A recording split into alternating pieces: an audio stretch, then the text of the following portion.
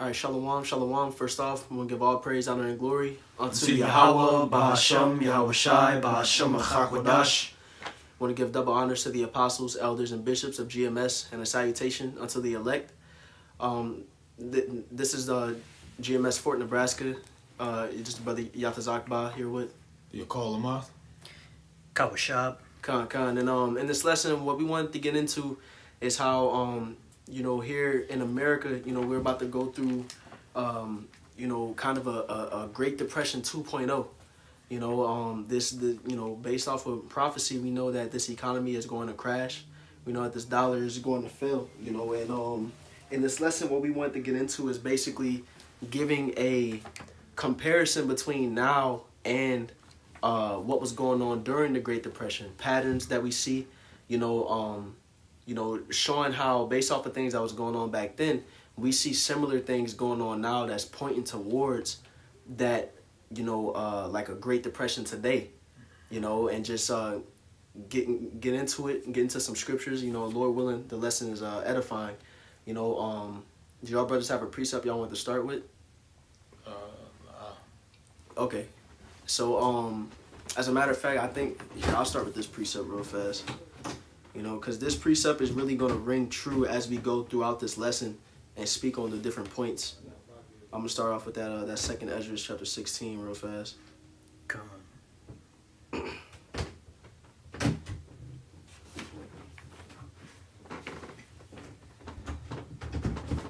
Okay, this is second Ezra chapter 16 verse 21, which says, "Behold, victuals shall be so good cheap upon earth, that they shall think themselves to be in good case. And even then shall evils grow upon earth, sword, famine, and great confusion." And that's the thing. We're living in that time where victuals are cheap upon the earth, which is going into a couple things. One of them victuals being cheap, things are accessible. You can get up and go to the stores, and things are in these stores. We have that conveniency of being able to go and buy fast food. Life is in a comfortable kind of state, even though money is getting tight, which which is going into what we're speaking on today. We're still in a comfortable state to where we ain't confused or scared about how we going eat our next meal, and these stores and the shelves ain't empty and things like that. But the thing is, the scripture is saying that people gonna think that everything all good because victuals are gonna be so good cheap upon earth, but then the Lord is gonna pull the rug underneath these people's feet, and that's when them evils are going to come. And so that's kind of what we want to speak on today. I'll let the brother take it away. You want to get into his points. But what the brother's going to get into is kind of what led to the Great Depression taking place. And I'll just let him go ahead and get into it. Gone. So I was doing a little bit of research. I got some notes here. We're going to get a quote from a paper that was written. It's called "The Great Depression as a Credit Boom Gone Wrong" by Barry Eichengreen and Chris Michener. Basically, just to kind of summarize the key points, it's saying that major economic downturns are often preceded by the same sequence: easy credit, heavy borrowing, rising asset prices, speculation, higher housing costs, economic strain, and then the collapse. So in that order. Basically, I'm just going to go right into it.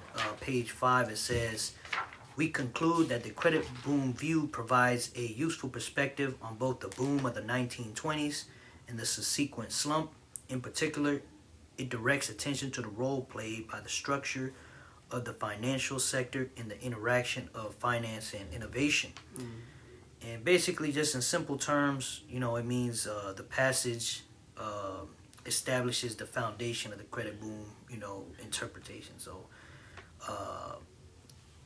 just real quick, what it means is the authors argue that the 1920s economy was inflated by excessive borrowing, aggressive lending, rapid financial innovation, and then when the credit reversed, the slump became inevitable. All right. And we're living in that time today where through this debt-based system with this credit, people just borrow and borrow and borrow. That's how people stay afloat. That's how people survive. You know, because the thing that you'll see with the Great Depression and today is that what they have in common is that the buying power was very small.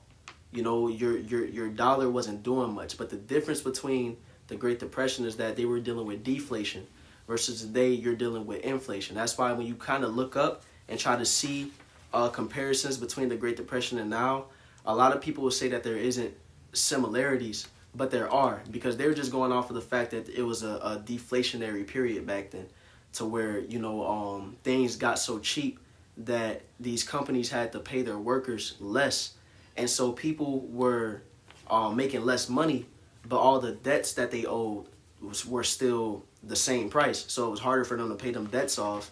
And so that means that, you know, now they wasn't paying debts off. Banks was failing because these people wasn't paying off they, you know, loans and debts and things that their mortgages, things that they own to the banks. So people couldn't borrow money. And then since people couldn't borrow money, that means that people wasn't buying stuff at the stores. The stores had to lower their prices, and the cycle just continued and continued and continued to where now, since the stores is lowering their prices, they got to pay their workers less. That's what was going on back then. To where today, the issue that you're having is that there's so many dollars in the economy that, you know, you can have ever so much money, but now the things in the stores are getting more expensive. Back then, a loaf of bread would be super cheap, but you didn't have any money. So even though that bread was cheap, you couldn't buy it. Today, you got money, but now the stuff is getting so expensive to that even though you got money, this stuff in the stores, the prices are increasing, but the wages aren't increasing to match up with the prices.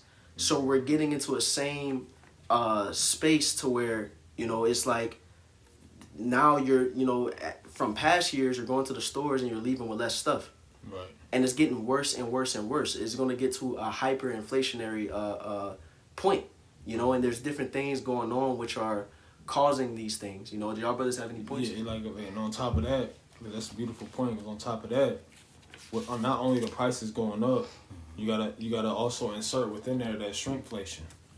You know, because as the prices and things are going up, the value of the dollar is meaning less and less when you go to the stores or to the pump. Yeah. With shrinkflation specifically, you paying more for less product. Mm-hmm. You know, like when you know, people can concur out there at this point when you go to the store, you go, let's say you get like a bag of chips or something. A quarter of the bag got chips in it. A quarter of the bag. But you paying not that same 25 cent or $1.20. You paying like $1.69 for a quarter of the bag. You know what I'm saying? So that's like I said, that's a beautiful point the brother brought up, because essentially that is, you know, America's doing that because there's less product that they can put out there, but they still gotta keep shit rolling. You know, but something that you mentioned that I looked up and I wanted to bring out real quick, and I'll give it back to whoever has it.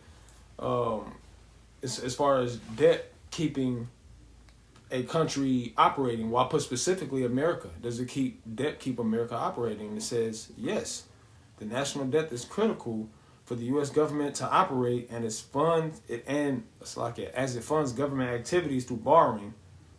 While the government currently uses extraordinary measures to continue operating despite hitting debt limit, the long-term sustainability of this debt is a major concern, potentially leading to higher interest costs and economic risk. You know what I'm saying? So this is how, like the brother's going into, you're paying more for things, receiving less. The dollar it has less value. It's not backed by anything on top of that. Mm-hmm. So that shows you how it has no really true stability, you know, but at the same time, going back into what you're saying, that goods being cheap upon earth too. You know what I'm saying? Because everything looks good, abundance. It looked like everybody's getting these so-called raises, but at the same time, the debt is continuing to grow, and everybody, especially the middle class, or this is a term that the Elder Yeshua used. I like that he used it beautifully. There's no middle class, but there's like a richer poor type of deal. I forget the exact term. It's like an upper lower class almost. Right.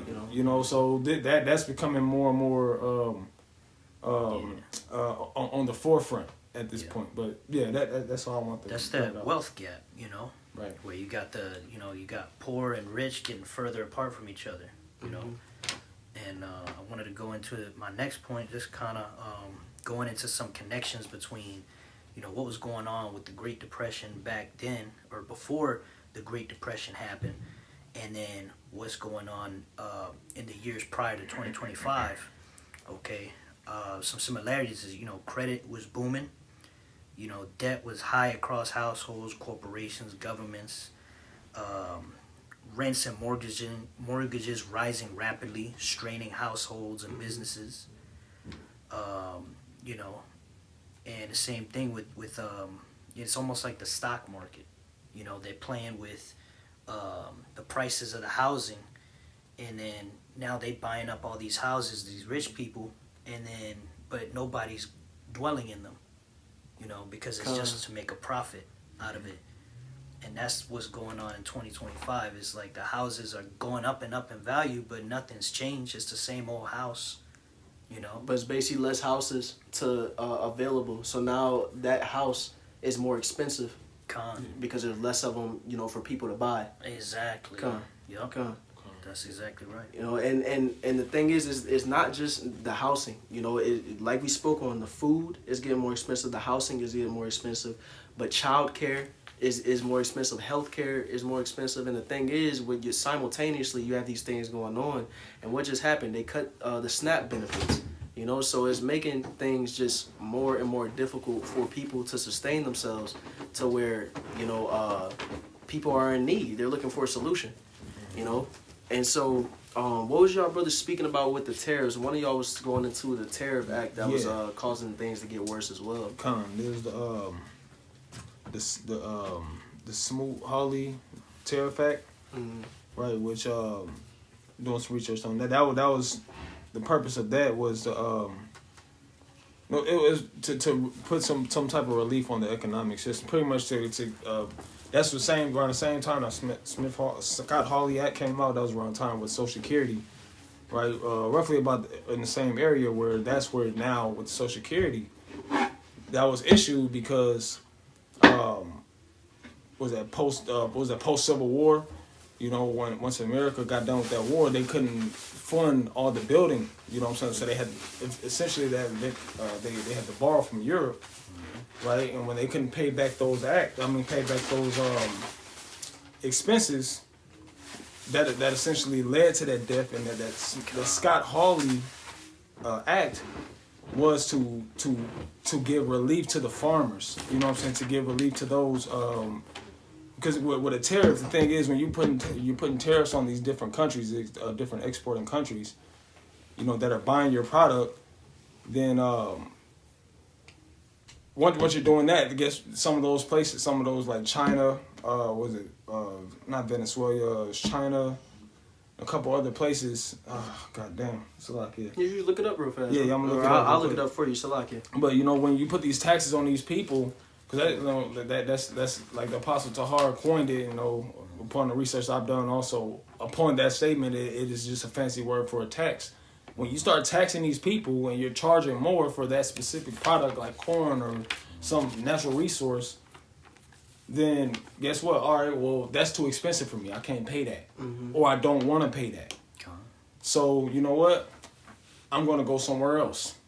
So now when they go somewhere else, what does that mean for their supplier, America? They're going to have to find somewhere to make up these funds. Because we're not getting that money from China no more. They're not buying it like they used to. You know, they're not buying corn like they used to. They're not buying wheat like they used to. So now we got to go somewhere else, and what you eventually have to make up for that. How you do that? By putting debt on the citizens. Right. You go ahead.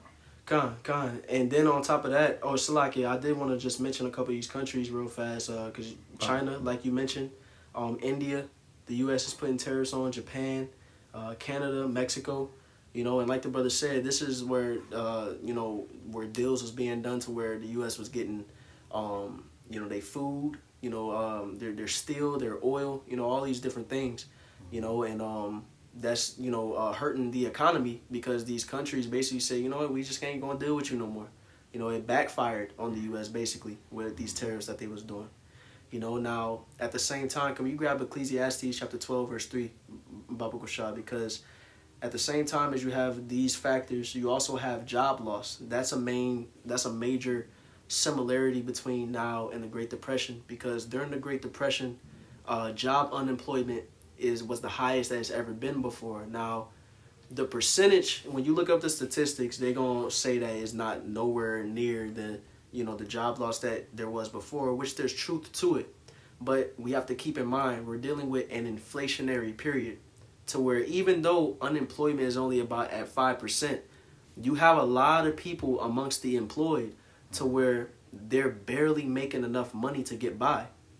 They're making minimum wage jobs or it's part-time jobs, so that unemployment, there's a large percentage of it that's not truly spoken of when you look up these different numbers.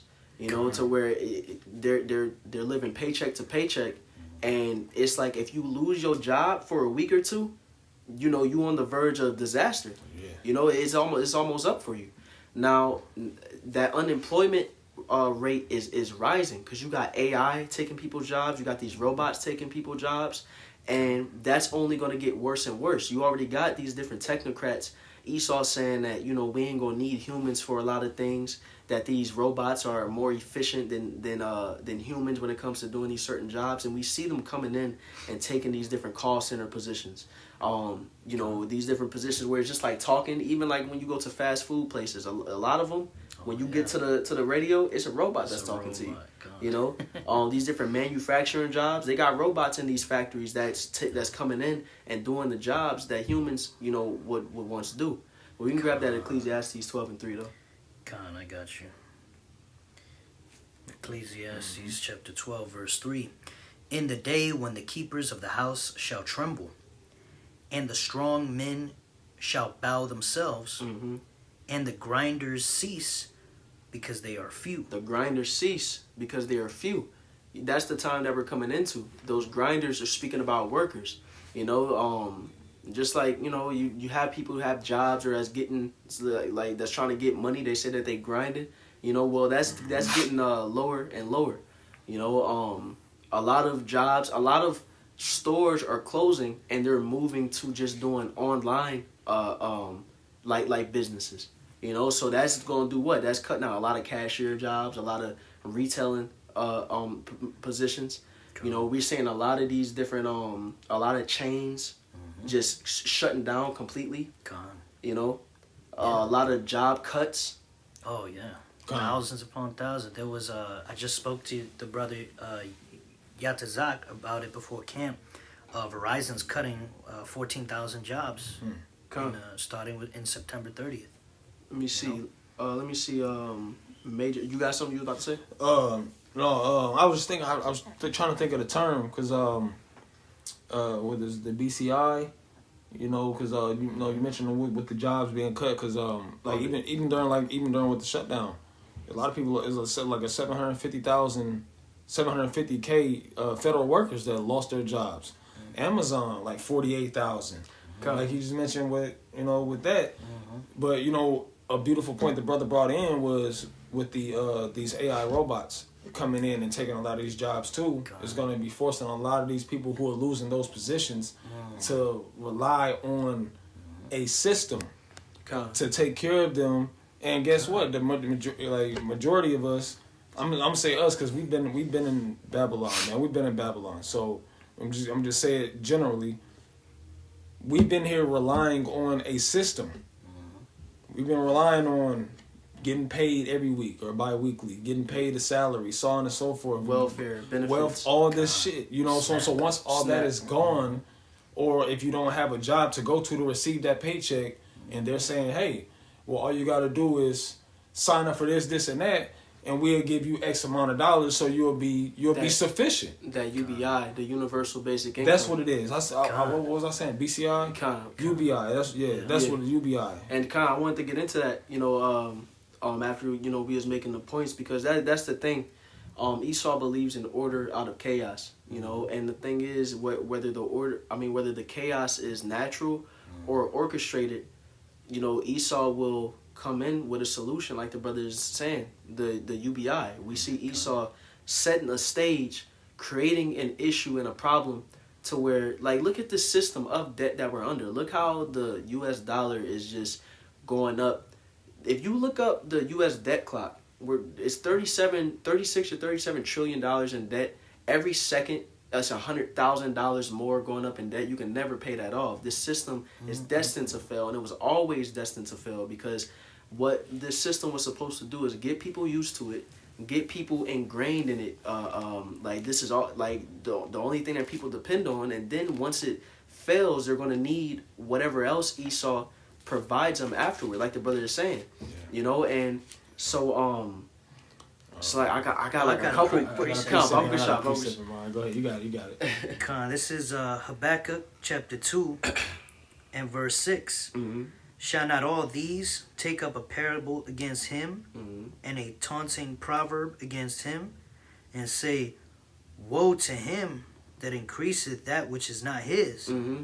How long? And to him that ladeth himself with thick clay. And that thick clay is the Hebrew word ibatya, which is going into debt. Now it says, woe to him that increaseth that which is not his. You know, so ultimately it's going to be destruction to Esau's system because of this wicked usury-based system that he's in. But he has it to where even the citizens have to depend on debt and these things. They spending money that they don't really got. And if your whole life is held up on a foundation of debt, having to pay this off all the time, you using money that you don't really got, eventually it's going to topple over. Right. Yeah. Right. It's a house of cards. It's a house of cards. So woe unto him that's increasing that which is not his. Woe to him that ladeth himself in thick clay. Everybody laden in thick clay at this point. While there's debt that people under, you know, and it's so. But you got a precept too, bro. Because it's Isaiah 30 and verse 13, which this is like just getting into this specifically. It's more speaking about like Jake, specifically Jake.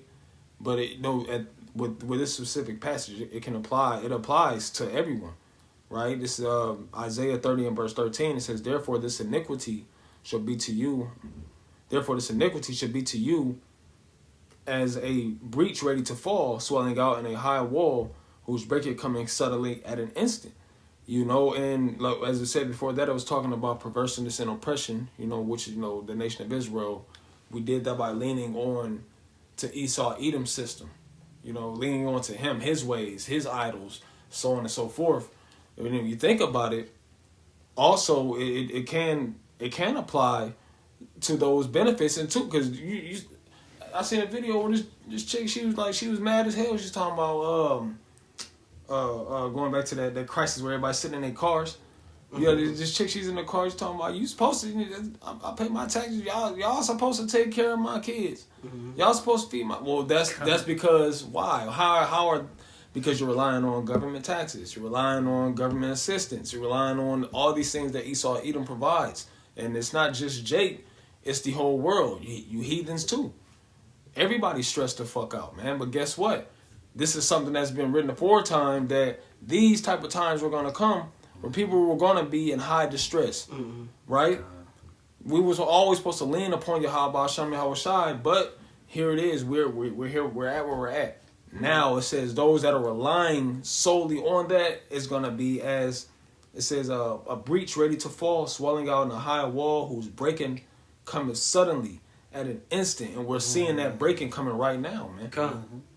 And that's the thing, because the scriptures say that we would go to our enemy for the want of all things, but these 2/3 are at a point to where they are okay with depending on Esau for everything. They want to be under the shadow of Egypt.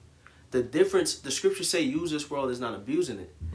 The thing that the hopeful elect have been building up in is faith, is building up their relationship with Yahweh Ba'ashem Yahweh Shai, that when the time comes and Esau brings a solution that causes you to turn away from the Lord, we have been going into the secret place of the Lord. When everything fails and we need a solution and we don't know how we going to eat, the Lord going divinely intervene. There's going to be some type of miracle that's placed. Mm-hmm. But these people don't understand that level of faith. Well, the thing is, the Lord had put it on the spirit of his men to put it out there. Mm-hmm. So our people can be adequately prepared in a sense. Yeah. You know what I'm saying? Yes, because we got to rely on Esau too. Yeah. Just because we're not in the world, we still rely on Esau too, man. Housing and Yeah. not how like as far as housing vouchers and things like that, but we got to pay rent. Yeah, we got to pay rent. We You know got what to I'm pay saying? these bills. Utilities. We're on the same boat, but at the same time, that's through the spirit, man. Brother speaking about being pilgrims. Mm-hmm. You know, it's like we're at the same time we understand we need these things, but we're preparing our mind to like, damn, we might not have this. We might have this shit pretty soon. Because when all this stuff crash, we gonna feel that crash as well. But it's like, are you gonna go under the shadow of Egypt, or are you gonna go under the shadow of the wings of the Lord? Yeah. You know, there's gonna be, because we in 2025, this is the worst year for job cuts in a couple of decades, since like 2008 or 2009. Mm-hmm. In 2025, we got AI taking over everything. God. And the thing is, and this is why we wanted to make the comparison between the Great Depression, because we saw how in that time in history how bad things got. Now today, people don't even understand how close the time that we're in resembles the time of the Great Depression, because people are distracted by sports, by all these movies coming out, by vacations, by fun and all these different things. Mm-hmm. They don't even understand that here shortly a rug is about to be pulled from underneath everybody. I'm gonna say 2008, 2009. That's when that recession was going on. That's what the brother was bringing out. That not only is there a large comparison between now and the Great Depression, but there's also a large comparison between now and 2008. Because before depression, you pretty much have a recession. Mm-hmm. Depression is pretty much a recession on a dramatic scale, for lack of a better word. You know, when there's you're not really getting any income coming in. I think I was talking to you about that. I think maybe one of y'all. I thought it was one of y'all. We was talking about the recessions and all of that. But yeah, the AI taking over, and it's not really too much money coming in, and I'm pretty sure the brothers covered it. But at the end of the day, is a new system. They want a new system. And that guy that's doing the brain chips, the guy that's working with all those robots, he's the same guy saying, "Oh, we need that universal basic income. That's what's good. That way, you only have to work for fun, you know." You go, painting a certain picture, you know. I got a precept. Setting the stage. Go ahead. This is Sirach chapter 12 verse 10, which says, "Never trust thine enemy, for like his iron rusted, so is his wickedness. Though he humble himself and go crouching, yet take good heed and beware of him. And thou shalt be unto him as if thou hast wiped a looking glass, and thou shalt know that his rust had not been altogether wiped away." And I bring that out because, like the brother said, Elon Musk and all these different people who's coming and going to bring this solution of a UBI, these digital alternatives, and ultimately, the MOTB to be a solution to all the problems going on with the economy and society in general. They going to act like they're going to come, like it says, Satan himself has transformed into an angel of light. Like they're doing something good. Like they're really helping. Like they care. But the thing is, these people are the people that's behind the situation we in the first place. They did it on purpose. And so when they come with these solutions, that's just for you to be herded, for them to control you, for you to be underneath their beast system, their New World Order. Yeah. But it's not going to seem like that. It's not going to seem evil when you haven't been able to eat and you haven't been able to pay your bills and do all these different things. And then he says, "Oh, well, if you do this, well, we can bring all them comforts back that you was able to enjoy before." It's not going to seem like an evil thing from the naked eye, from face value, That's a great example. This is the book of 1 Thessalonians chapter 5 and verse 3. It says, "For when they shall say peace and safety, then sudden destruction cometh upon them, as travail upon a woman with child, and they shall not escape." God, you going into Just like the brother was mentioning, because that is one thing that Esau Edom does, is he will present it a pleasant package You know what I'm saying? Hey, even though the $2,000 stimulus things, even though that fell through, a lot of people were excited about it. That's all you was hearing about during the time of that shutdown. $2,000. Oh, everybody gonna bounce back. And that's how it looks in the eyes. Like, we good. Okay, we can't. You know, certain people can't go to work, so these $2,000 stimulus checks might be all right. You know what I'm saying? This might help us get through. You know what I'm saying? Until they figure this shit out.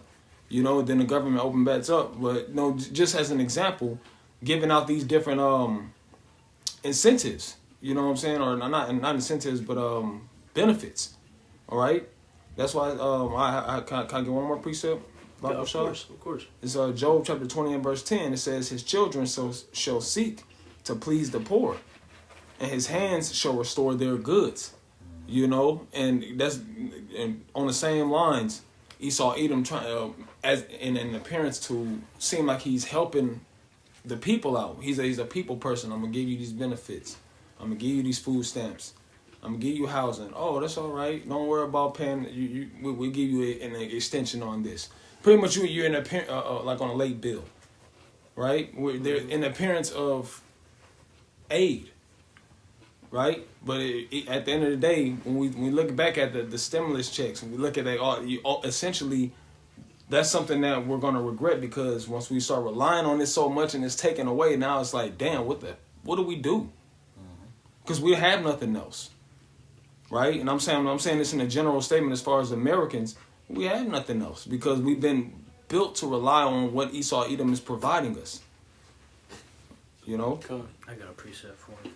This is Sirach chapter 12 and verse 16. An enemy speaketh sweetly with his lips, but in his heart he imagineth how to throw thee into a pit.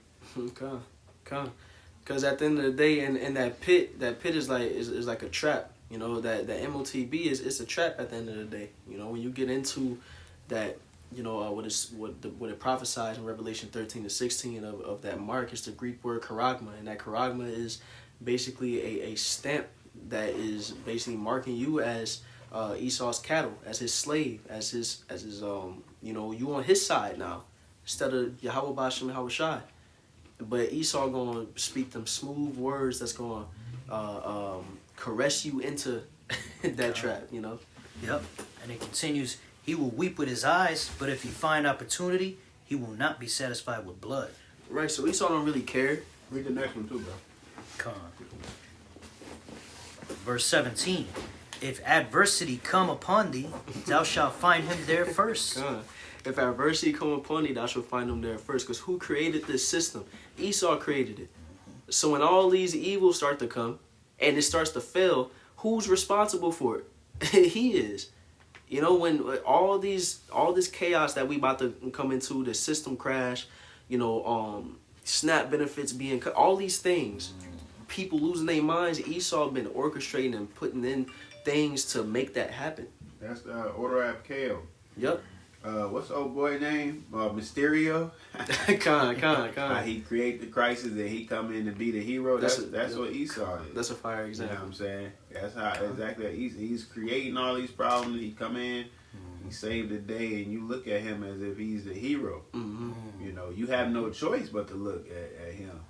And us being Spider-Man, he like, yo, these are the bad guys. Exactly. I was just about to say. That's why I said it before you did. That's how you look at me. God. My spider senses was tingling. He was still there. God. Yep. But that adversity come first, he's right there. And though he pretend to help you, he will undermine you. He's not really going to care what you can get out of it. He's just caring what he can get out of it at the end of the day. And what he got planned for your life. And that's him playing the Most High, man. What was the end of that? Sirach 12? Sirach 12 and 17. It says, and though he pretend to help thee, yet shall he undermine thee. Yeah. Is a little bit more to that? Let's see the next verse. I'll wait for the precept. Yeah, the next verse says, he will shake his head and clap his hands and whisper much and change his countenance. You know? Okay, cool. So I thought it was a partner who would say he would not be satisfied with blood. That's before That's or after. a mirror precept to that one. I can grab. You know, but, you know, hey, just like with a mortgage. You know what I'm saying? A mortgage is literally a death note. You know what I'm saying? So it's like I don't look. This is my prices on this house. This is the yearly tax. You know, no, I don't know the ins and outs of all of this. So I'm just going off of what I do know. Well, you pay your mortgage off, you own the house, but it take forever to pay it off for the most part. But once you own it, you still don't own it because you don't own the land. You don't own the property. He won't let you get the property. He'll let you get what's on the property because he's on the property. He owns what's on the property. You know what I'm saying? I think it was the NDAA Act that they passed a while.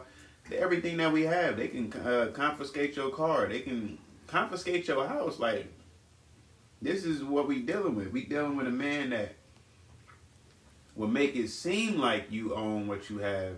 And you think, oh, because I work for it, that is mine. You don't even own your kids. He got them 8 hours a day. And you working 8 hours. Then everybody come home. Everybody's tired and want to wind down. And there is no more family game night. There is no more barely any family dinners, so to speak. Yeah. You know what I'm saying? He's completely destroyed the family's order, in a sense. You know? Got shit, the fucking single mothers, I think black women. Dang, I forget. I was looking at this thing, screenshot I took a while ago. But I think it said that they was at like 47. It was something 7%. And it's just like, it's no hope. And guess who was under them? Was it East? No, East. I think it was his Hispanic. Yep, Hispanic was right up under them. Our people, you know, our households. That's what he's out to destroy. That's what he want to get rid of. He don't. Everybody else is just collateral damage. Innocent bystanders. They're just extras to the movie. He want to get us. We the one that have the blessing. You know. That's that perpetual hatred. Yeah. Yeah, it's never gonna stop until he gets stopped. Which the Lord on his way back. God. I got a precept real quick. This is Matthew 24:32. Now learn a parable of the fig tree. When his branch is yet tender and putteth forth leaves, ye know that summer is nigh. You know, just going into how like you see all these signs happening, how everything's going digital. Everybody's getting herded into a corner, all right? To do what? To get that chip. So we know that Yahushua is coming is nigh. You know, we're in that time. Verse 33 says, so likewise, when ye shall see all these things, know that it is near, even at the doors. Yeah. And to compliment that brother, like the book of 2nd Ezra, the 9th chapter says, is when thou seest part of the signs. You know, then shall you know. So just to compliment that, because the Most High made these things, they're plain, but at the same time they're not plain. You know, because they're plain to those whom He given understanding. They're not plain to those who haven't. But at the same time, it's still being made plain because you have the men that are making it plain, that have been made plain too, making it plain, be it through the Lord. That makes sense. You know, so this is why the Most High said in these times for all of us, there's no cloak for your wickedness. Yeah. Roughly paraphrasing, because everything's put out there. Because the scriptures say this gospel shall be preached unto all the world, then the end shall come. So you know, it's gonna make it. It's gonna make its rounds basically. You know, everybody is going you know hear this gospel. Everybody's gonna get this news before the end comes. Ain't gonna be no excuse like, oh, I didn't know. You drove past them people on the corner. You drove past the men on the corner all them times. You know, you seen them come up on your YouTube feed. You know, so yeah, it's out there. You know, even Trump said, prophets have said that the world will end in the Middle East. You know, Shoot, that Drewski skit. You know, you're gonna have more of that with like famous, like popular people putting this for lack of better words, like the Israelite thing out there. You know, so this thing of ours. This thing of ours. You know, so.